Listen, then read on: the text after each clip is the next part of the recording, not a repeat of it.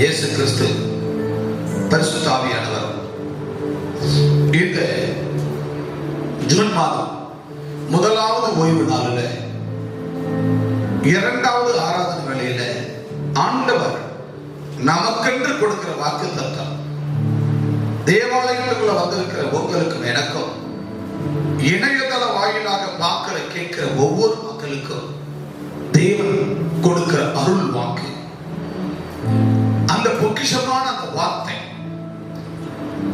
அந்த பொக்கிஷ வார்த்தை, அந்த பொக்கிஷ வார்த்தை ஆண்டவர் நமக்கு தருகிறார். எனவே இந்த பொக்கிஷமான இந்த வார்த்தைகளை நாம் நினைவு கூற போகிறோம். அதுதான் தேவன் நமக்கு சொன்ன வாக்குத்தத்தம். தேவன் என்னோடு இருக்கிறார், தேவன் என்னோடு இருக்கிறார். ஆதியாகமம் புத்தகம் 28ஆம் அதிகாரம் 20 முதல் 22 வரை வாசிக்கப்பட போகிறோம். தேவன் என்னோடு இருக்கிறார். அப்படி என்றால் God is with me. God is with me. அப்படி என்றால் தேவன் என்னோடு இருக்கிறார். அன்பானவர்களே, தேவன் என்னோடு இருக்கிறார். யாரோடு இருக்கிறார் சொல்லுங்க, யாரோடு இருக்கிறார்? கரங்களை ஒரு கையை மட்டும் உயர்த்தி சொல்லுங்க, தேவன் என்னோடு இருக்கிறார். இயேசு கிறிஸ்து என்னோடு இருக்கிறார். Jesus with me. Jesus with me. God is with me. இயேசு என்னோடு இருக்கிறார். பக்கத்துல பார்த்து சொல்லுங்க, பிரதர், சிஸ்டர், தேவன் உன்னோடு இருக்கிறார். நான் அறிகிறேன், நான் காண்கிறேன். இயேசு உன்னோடு இருக்கிறார், உன்னோடு இருக்கிறார். நீ நம்புறியா சகோதரா, சகோதரி? நீங்க நம்புறீங்களா? நம்பித்தான் ஆகணும். ஏன் தெரியுமா? இயேசப்பா உன்னோடு இருக்கிறார். கைகளை தட்டி,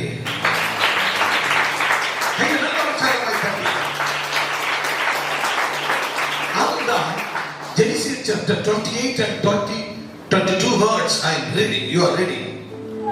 வாசிக்கலாம். ஆதியாகமம் 28ஆம் அதிகாரம் 20 முதல் வாசிக்கலாம்.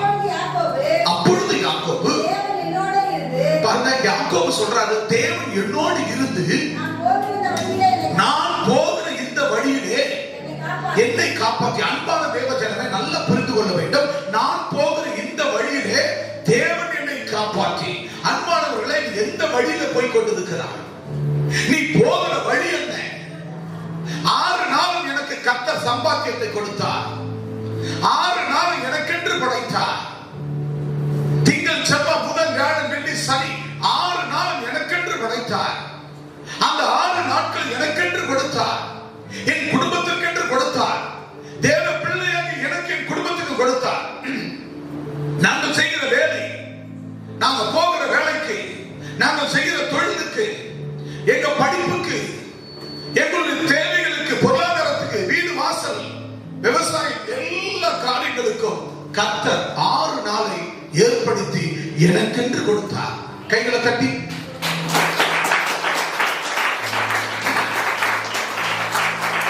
ஒரு 6 நாள் எனக்கென்று கொடுத்தார். அந்த 7ஆம் நாளோ வாசிங்க, என்னை நான் போகிற வழியிலே என்னை காப்பாற்றி. அப்போ ஆண்டவர் 6 நாள் நான் போன வழியில என் தேவன் என்னை காப்பாற்றி.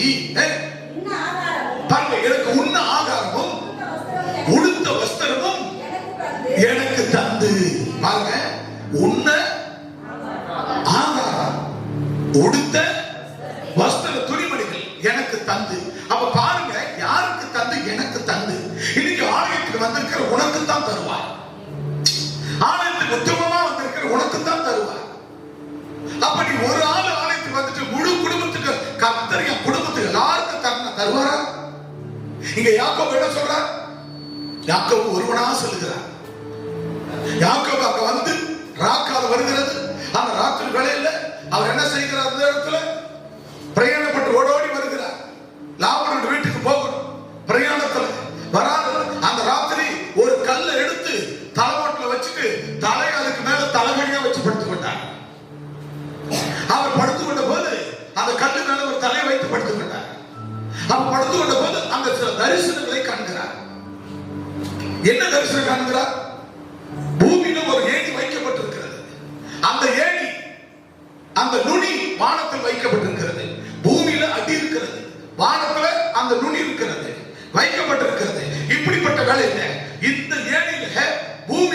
தேவ தூதர்கள் ஏறுகிறதையும் இறங்குகிறதையும் இவர் கண்டார். யாரு? யாக்கோபு. பின்பு அப்புறம் பாத்தீங்கன்னா அந்த ஏணிக்கு மேல, வானத்துக்கு மேல ஆண்டவராகிய இயேசு கிறிஸ்து கர்த்தர் நின்று கொண்டிருக்கிறார். ஆமென். ஹல்லேலூயா, ஹல்லேலூயா. அவர் அங்கிருந்து நின்று கொண்டிருக்கிறார். அப்ப இந்த தரிசனத்தை காண்கிறான் யாக்கோபு, இந்த சொப்பனத்தை காண்கிறான் யாக்கோபு. யாக்கோபு பார்த்து அவன் என்ன செய்கிறான்? அவன் சொல்ற மாதிரி எவ்வளவு அழகாக, ஆண்டவரே, என் தேவனாகிய கர்த்தாவே, நீ என்னோடு இருக்கிறீர். யார் இருந்துட்டு? என்னோடு கூட தேவன் என்னோடு இருக்கிறார். நான் போகிற இந்த வழியில என்னை காப்பாற்றி, இந்த வழியில என்னை காப்பாற்றணும். நீ எதுக்கு போறியோ அதில் உன்னை காப்பாற்றுவான். நன்மையான ஈவுகளை தேடி நீ எதில் போய்? ஒருவேளை நீ ஊழியத்திற்கு போற, வாரத்துல ஒரு நாள் நான் வேலைக்கு போக மாட்டேன், நான் ஊழியம் செய்ய போறேன். ஆண்டவரே, நான் போய் என் தொப்புள்கொடி உறவுகளை சந்திக்க போறேன். என் ஊர்ல, என் தெருவில், என் பட்டணத்துல இருக்கிற மக்களை பார்க்க போறேன். பார்த்து அவர்களுக்கு ஆண்டவரை பத்தி சொல்ல போறேன் அப்படின்னு நீ புறப்படுகிறாயா?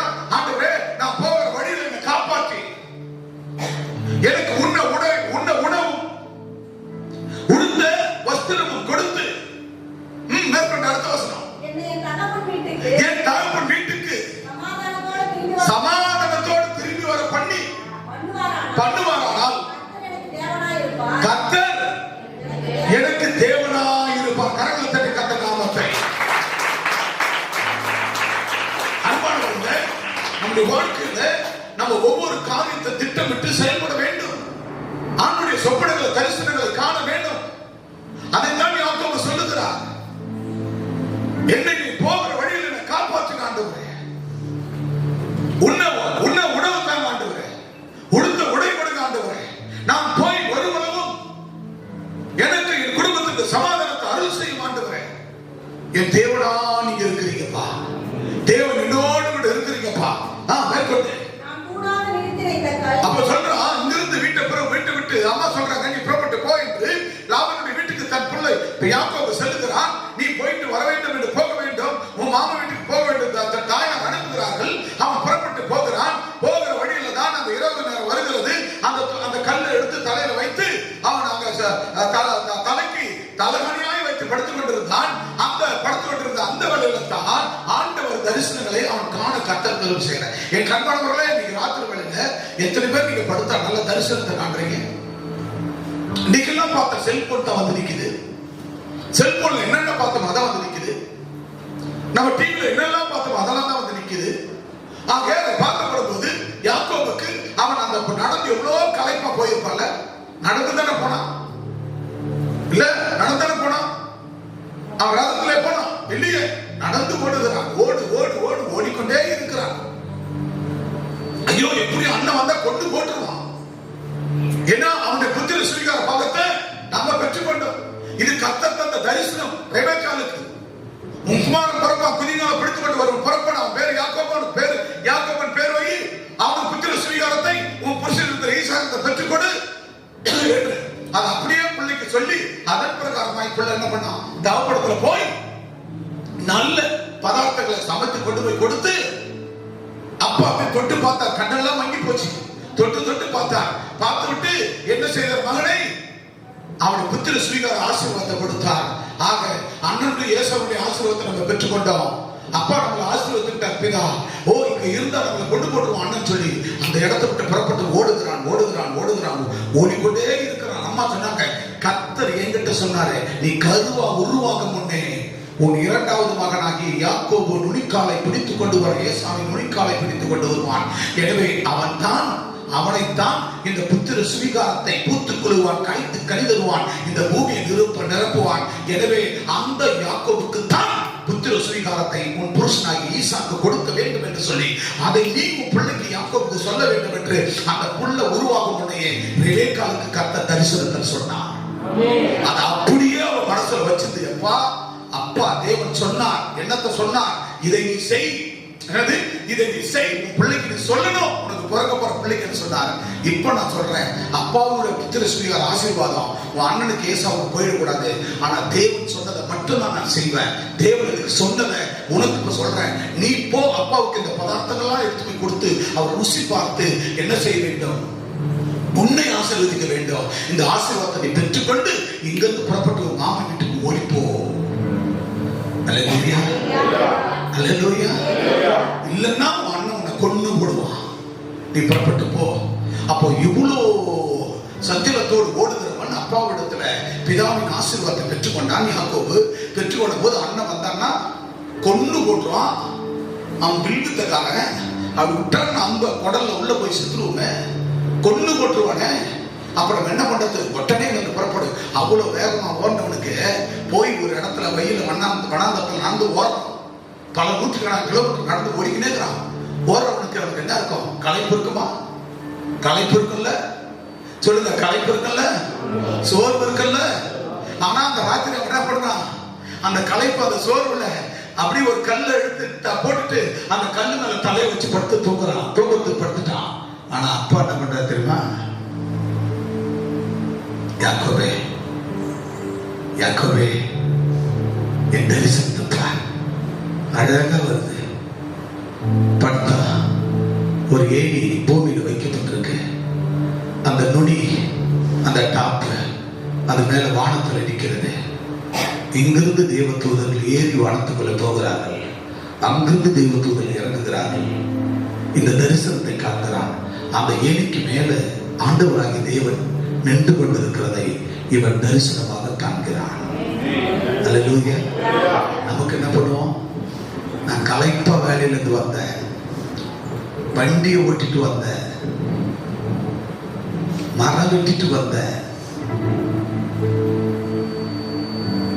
இந்த வேலையை கண்ணு தூக்கிட்டு வந்தேன், மண்ணை சுமந்துட்டு வந்தேன், மலவார சுமந்துட்டு வந்தேன், டயர்டா இருந்தது, பைபிளையும் வாசிக்கல, ஜெபமும் பண்ணல, வயிற்றுக்கு மட்டும் சோறு கறி துண்ணேன், படுத்துக்கினேன்.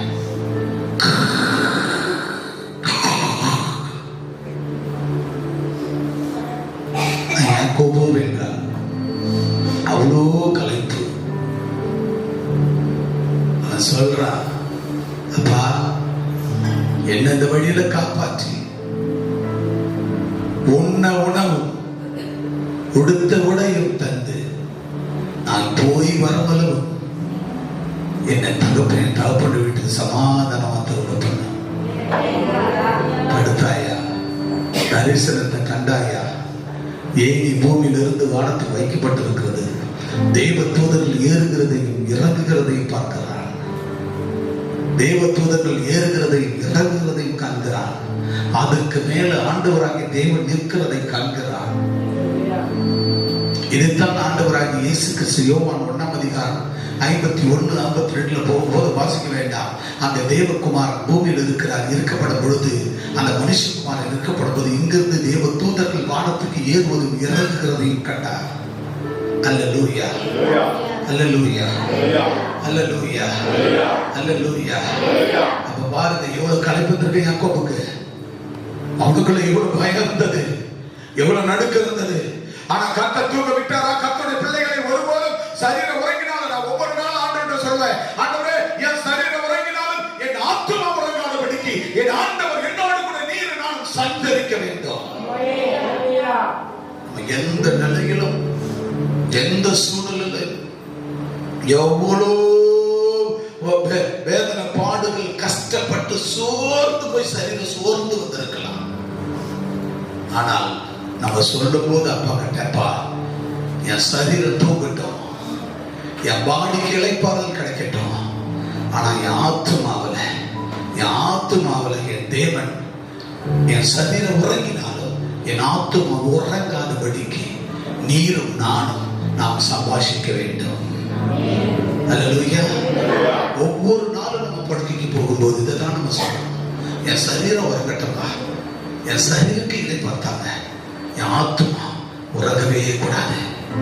உன் தரிசனங்களை காண வேண்டும், உன் சொப்பனங்களை காண வேண்டும் என்று தன்னை அர்ப்பணிக்க வேண்டும். அதைத்தான் இங்கே யாக்கோபு செய்திருக்கிறார். வாசிக்க வசனத்தை. நான் தூணாக தலையில வச்சிருந்து சும்மாடா வச்சு சும்மாடுறது தலைகாணியா வச்சு படுத்த அந்த கல்லை அவர் சொல்றாரு பாருங்க, இந்த கல்லை தேவனுக்கு வீடாகும் நான் தூணாக நிறுத்தின இந்த கல் தேவனுக்கு வீடாகும். கைகளை தட்டி. எந்த கல்லு? எந்த கல்லு? அவன் தலைக்கு தலையணியா வச்சு படுத்திருந்த அந்த கல். அப்பா, இந்த கல்லின் மேல் என் தலையை வச்சு படுத்திருந்த, ஆனா என் தேவன் தந்த இந்த சொப்பன அந்த தரிசனத்தை நான் கண்டபடினாலே இந்த கல்லை நான் ஒரு தூணாக நிறுத்தி இந்த கல் தேவனுக்கு வீடாகவும் தேவரீர் தேவரீர் எனக்கு தரும் எல்லாவற்றிலும் உமக்கு தசமபாகம் செலுத்துவேன் என்று சொல்லி பொருத்தனை பண்ணிக்கொண்ட. கைகளை தட்டி. எனக்கு கொடுக்கப்பட்ட சபை, எனக்கு கொடுக்கப்பட்ட இந்த கல் தேவனுக்கு வீடு. யாருக்கு வீடு? சொல்லுங்க, யாருக்கு வீடு? நான் இந்த பூமியில நானும் என் வீட்டார் என் சந்ததி வாழக்கூடிய இந்த கல்லாகி இந்த ஸ்தலம், இந்த வீடு, இது தேவனுடைய வீடு. இந்த வீட்டில இந்த வீடு தேவனுடைய வீடா இருக்கிறது. ஆனபடினால எனக்கு நீர் தரும் எல்லாவற்றிலும் தசம பாகத்தை செலுத்துவேன் என்று அவன் பொருத்தனை பண்ணிக்கொண்டான். அல்லேலூயா, அல்லேலூயா, அல்லேலூயா. என்ன பண்ணார் அவரு? பொருத்தனை பண்ணிக்கொண்டார். இன்னைக்கு நீங்க இருக்கிறீங்க, ஒரு குப்பையில இருந்திருப்போம், நோய்வாய்ப்பட்டு கடந்திருப்போம், உற்றார் உறவினர் நம்மளை தேடி வந்திருக்க மாட்டார்கள், சொந்த பந்தங்கள் நம்மளை உதாசீனப்படுத்திருப்பார்கள், பசி பட்டினியை கடந்த போது சாப்பிட்டீங்கன்னு வந்து கேட்டு இருக்க மாட்டார்கள், வியாதியின் நோயின் சூனியம மந்திரம் அதிகமாய் நம்மளை பின்னி படரெடுத்துக்கு அந்த நாட்களில் வாழ்ந்து வந்த நம்மை, தள்ளப்பட்ட கல்லாய் இருந்த நம்மை ஆண்டவர் எடுத்து இன்றைக்கு அவருடைய வீட்டில, அவருடைய ஆலயத்துல, தேவனுடைய ஆலயத்துல தூணாக இந்த கல் தேவனுக்கு வீடாகும். இந்த கல் இது என் தேவனுடைய வீடு. இந்த வீடுல தேவன், இந்த வீட்டுல நான் இருக்கிறவனால தேவன் எனக்கு தரும். பாருங்க, எனக்கு தரும். எனக்கு நான் யாருங்க? சொல்லுங்க பேரு, எனக்கு நான் யாரு? நீங்களா? ஒருமையா பண்ண, அது பண்ணியா? எனக்கு பால் சொல்லுங்க, யாருக்கு? எனக்கா, என் குடும்பத்துக்கா? ஐசக் ஆண்டவர் வசனம் சொல்லுங்க, எனக்கா என் குடும்பத்துக்கு சொல்லப்படுதா? எனக்கா என் குடும்பத்துக்கா? சுமதி சொல்லுமா? ஒருமை பன்மை இல்ல. இப்ப வீட்டுக்கு சேர்த்து சொல்லுங்க இல்ல, யாருக்கு? உங்க ஒருத்தருக்கு மட்டும். அஞ்சல யாருக்கு? யாருக்கு? பின்னாடி யாருக்கு? எனக்கு சொல்லுதான். அங்க எனக்குன்னா உனக்கு மட்டுமா இல்ல குடும்பத்துக்கா? உனக்கு, உனக்கு ஒவ்வொருவருக்கும் தனிப்பட்ட முறையில் கத்த சொல்லுகிறார். ஒவ்வொருவரும் அதை செய்ய வேண்டும். ஒவ்வொருத்தரும் அந்த பொருத்தனைகளை ஆண்டவர், நான் தூணாக நிறுத்தின இந்த சபை, இந்த கல், இந்த சபை தேவனுக்கு வீடு. அல்லேலூயா. இது என்னுடைய வீடு. நான் கட்டின வீடு, நான் பள்ளத்தை மோடாக்கின வீடு, பள்ளத்தை மேடாக்கின வீடு, முள்ள கல்ல பொறுக்கி போட்டு கட்டின என்னுடைய வீடு, தேவனுடைய வீடு. பேய் பிசாசு நிறைந்த இடத்தை ஜெபித்து இந்த இடத்துல என் தேவனுடைய வீட்டை கட்டி இருக்கிறேன். ஆக இது தேவனுடைய வீடு. இந்த வீட்டுல தேவரீர் எனக்கு தரும். யாருக்கு தரும்? எனக்கு தரும் எல்லாவற்றிலும். சொல்லுங்க, அல்லேலூயா, அல்லேலூயா, அல்லேலூயா, அல்லேலூயா. இப்ப சொல்லுங்க, எனக்கு தரும். அதை பார்த்து வாசிங்க.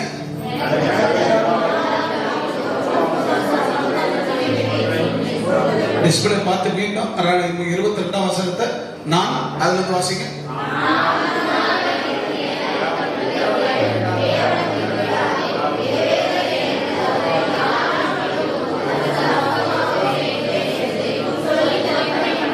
அல்லேலூயா, அல்லேலூயா. இது யாருடைய வீடு? யார் நிறுத்தின வீடு? இது யாருடைய வீடு? சத்தமா, யாருடைய வீடு? இந்த சபை யாருடைய வீடு? இந்த ஜெப வீடு யாருடைய வீடு? தேவனுடைய வீடு. இந்த வீட்டை யார் கட்டினது? யாரு? நான் கட்டின இந்த வீடு, நான் நிறுத்தின இந்த வீடு தேவனுக்கு வீடாகும். தேவரீர் அப்ப நான் கட்டின வீட்டுல எனக்கு கர்த்தர் சுகமும் நன்மையும் ஆரோக்கியம் சமாதானம் சந்தோஷமும் நிம்மதியும் ஆறுதலும் தேர்தலும் ஆசீர்வாதங்களும் எல்லாவற்றையும் கொடுத்த என் ஆண்டவர் இந்த சபையில் எனக்கு தேவரீர் எனக்கு தரும் எல்லாவற்றிலும் எனக்கு தரும் என்று சொல்லல. உன் குடும்பத்துக்கு சொல்லல, ஒவ்வொரு நபருக்கும் ஒருத்தருக்கும் கொடுக்கிற எனக்கு தரும். அல்லேலூயா, அல்லேலூயா, அல்லேலூயா. எனக்கு தரும் எல்லாவற்றிலும். அல்லேலூயா சொல்லுங்க. யாருக்கு தரும்? யாருக்கு தரும்? காலையில முதல் ஆறாவதுல குணால பிரதர் வந்திருந்தாங்க. அப்போ ஒரு நல்ல சாட்சி. அவர் போய் ஒரு 1000 ரூபாய்க்கு மீன் பிடிச்சு வருகிறார். அந்த மீனை கொண்டு வந்து மனைவிக்கு கொடுக்கிறார்.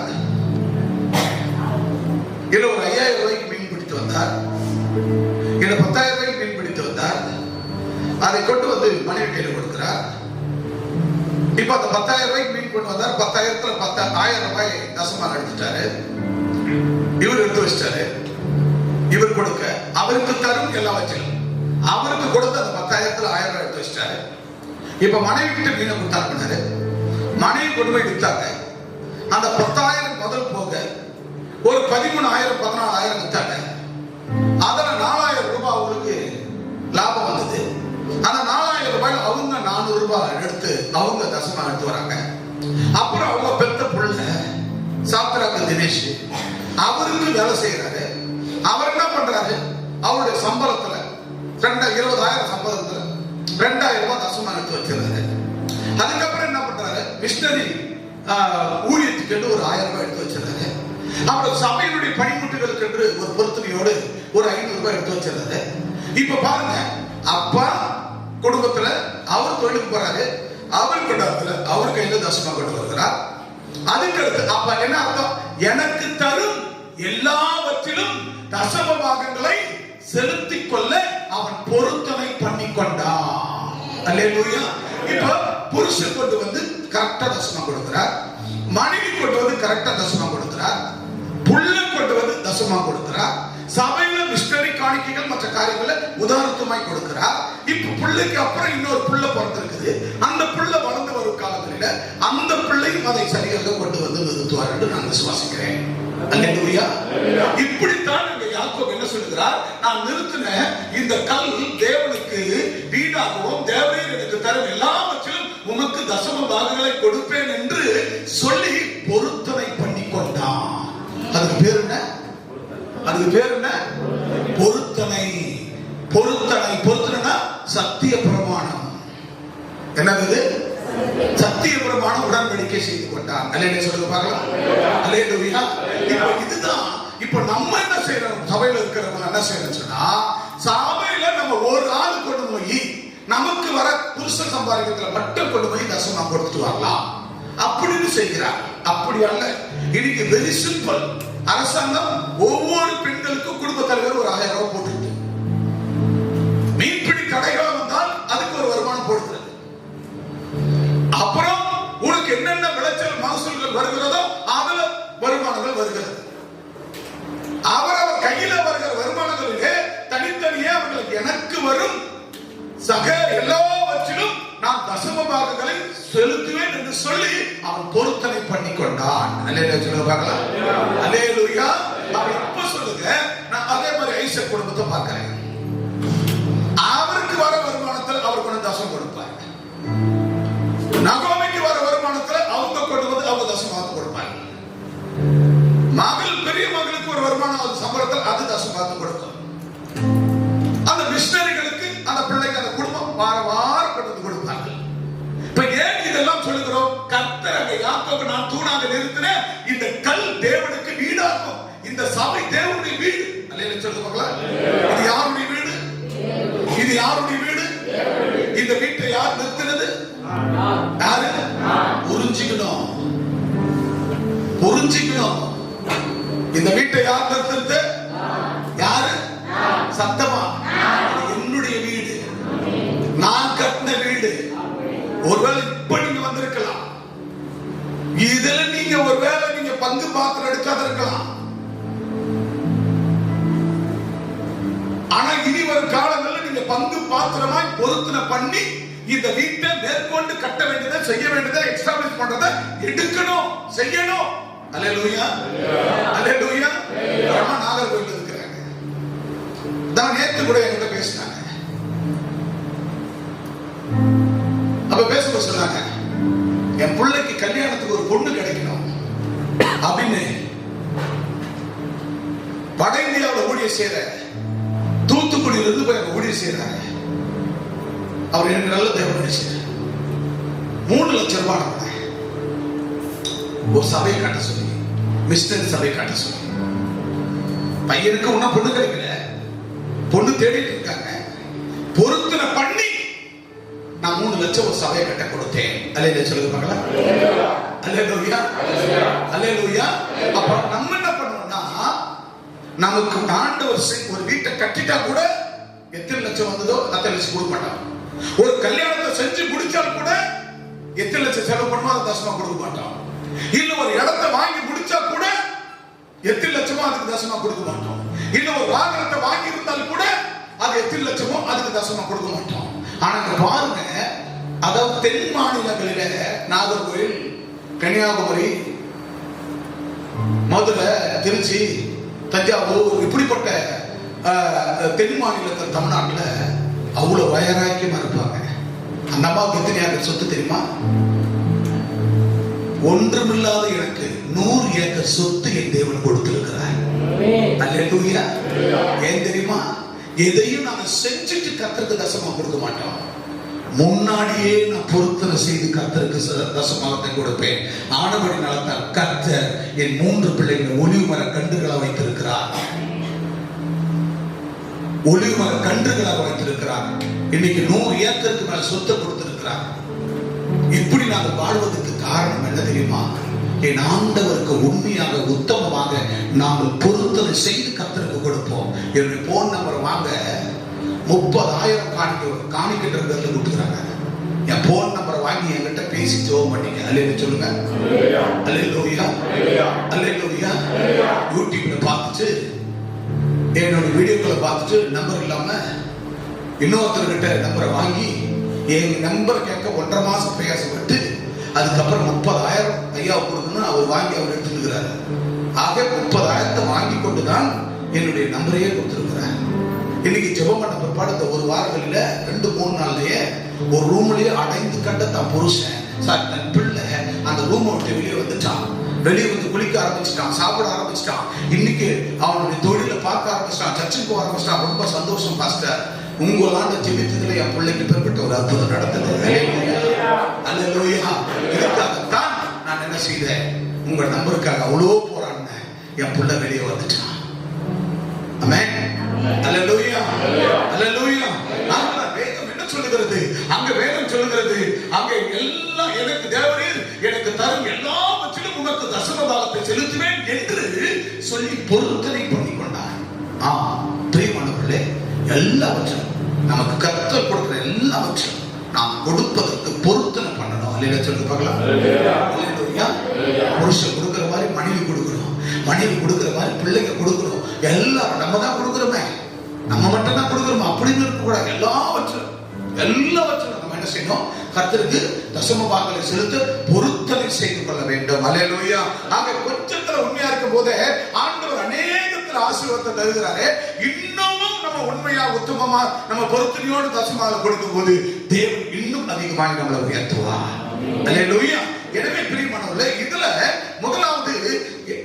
முதலாவது காரியம் காணிக்கைகளையும் கொண்டு வரவும். அப்ப நெகேமியா 10ஆம் அதிகாரம் வேகமா வாசிக்கலாம். நெகேமியா 10ஆம் அதிகாரம் 34-36 வேகமா வாசிங்க. நெகேமியா 10:34-36